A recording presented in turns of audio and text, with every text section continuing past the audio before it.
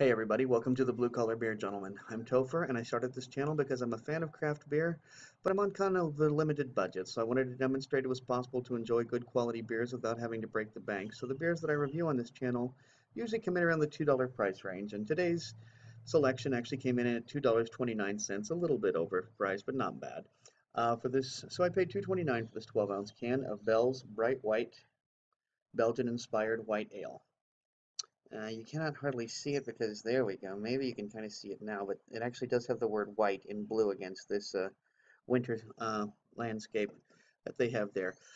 A typical white ale comes in at between 4.5 and 5.5 on the ABV.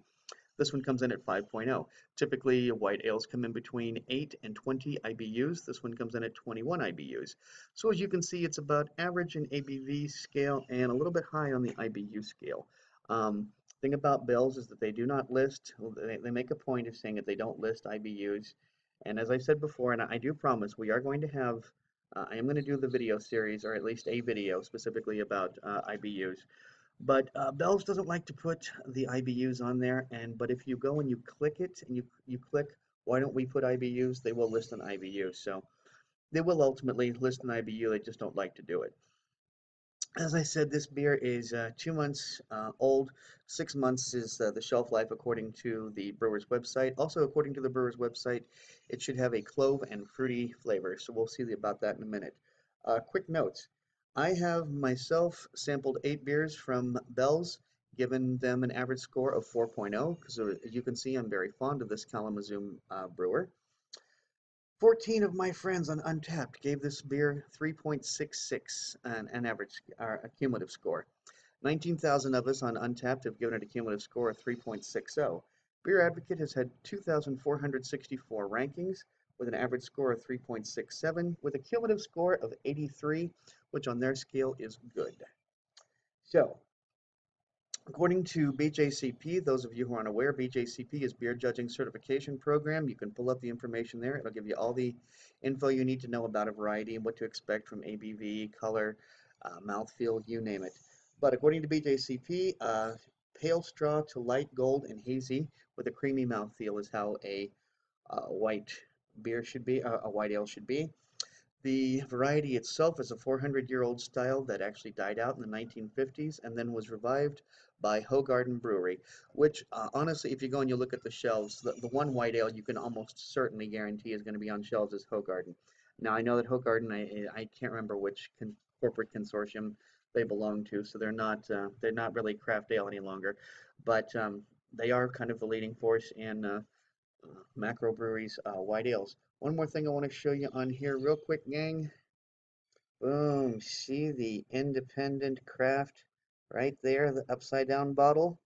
Okay, this channel supports that label, believes in that label, and if as far as I'm concerned, if you're looking for a craft brewer and you see that on there, you've definitely got a craft brewer. Now, some craft brewers haven't been around long enough to get that label, so that doesn't mean, just because it doesn't have that, does not mean that it's not a craft brewer. However, I feel very strongly that the specifications that independent craft requires for their label or their logo are well within range of craft breweries. So, off the soapbox. Okay, well, the only other note I have on this is that they did in fact use Belgian ale yeast, and it says Belgian-inspired wheat ale. I think that's something that we Americans like to do. We like to call it Belgian-inspired or in the style of, uh, suggesting that we're going to put an American spin on it. And considering we got 21 IBUs, which is slightly higher than the typical IBUs, typically the way to make a beer, an American version of a beer variety, honestly, is to add hops. I just keep coming across that more and more and more. It seems like every variety that started someplace else, if you're looking for, okay, how do you make it Yankee? You add hops. And man, I can already smell that yeast. I haven't even done a beard wipe and I can smell that yeast. Wow, that's perfect. You guys are seeing the actual color of the beer. That's what's coming through on the camera. I love when that happens. It's so rare. I'm going to describe that as high carbonation. That's not even medium high carbonation. There's lots and lots of effervescence in that. The bubbles don't seem to be popping too fast, so I'm going to describe this as a fairly resilient head. And let's do a quick beard wipe, see what I come across. Oh, I smell wheat and I smell yeast. That's for sure. I'll stick my schnoz directly in and see if I can encounter anything else. No, no, that's pretty much what I smell is wheat and yeast. So I'm gonna quit yapping my flap and get to some drinking. Cheers.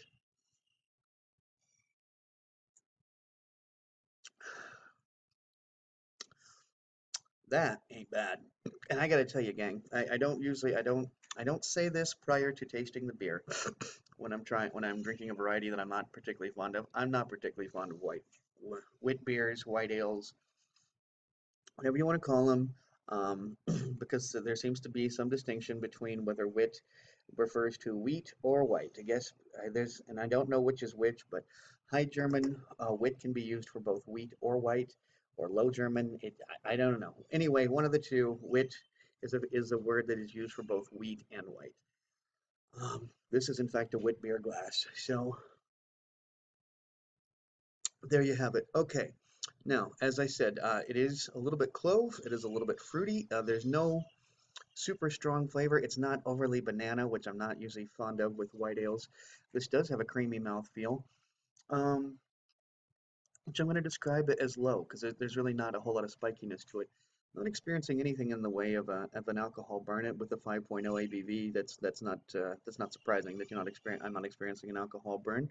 We got some pretty decent lacing going on actually, and that's kind of nice. Yeah, it is like I said. It's fruity. It is banana. Don't get me wrong. There's a banana, but it's not overly banana. It's not like sometimes you drink a Hefe or a white ale and you think you're just drinking a banana beer. That's not the case at all. This is well balanced. This is great, honestly. As somebody who really doesn't care, it's just not coming in, is it? As somebody who doesn't normally care for this variety, I gotta tell you, this beer is getting high marks from me. I think I'm going to give it a 4.0. I'm going to give the beer a 4.0, and because it comes in a can, I'm going to give it an extra 0.25. So when I go to plug this into Untapped, it's getting a 4.25. Be quiet, kitty. Sorry, kitty feels the need to sometimes weigh in on the beer reviews. But anyway, this is a good beer. 229 is not too much to pay for this, especially considering I'm not a fan of the variety. So if I'm okay with paying 229, that says quite a bit. Well, there you have it. This is not a special selection, but it's another great beer from Bell's. And so far, I've been very, very pleased with everything I've had from Bell's. Well, guys, if you like this video, please be sure to like, comment, and subscribe. And until next time, drink good beer and don't break the bank doing it. Cheers.